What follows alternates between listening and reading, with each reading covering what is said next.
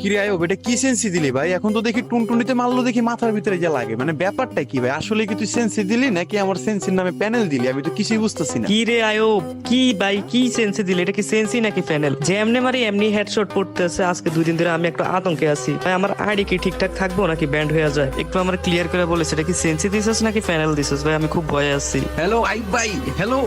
আরে ভাই কি সেন্সে দিলে এটা ভাই, মানে আমার পুরা মাথা নষ্ট ভাই। কি মানে গুলি করার আগে মনে হচ্ছে হেডের মধ্যে ইনব্লক চলে যায় ভাই।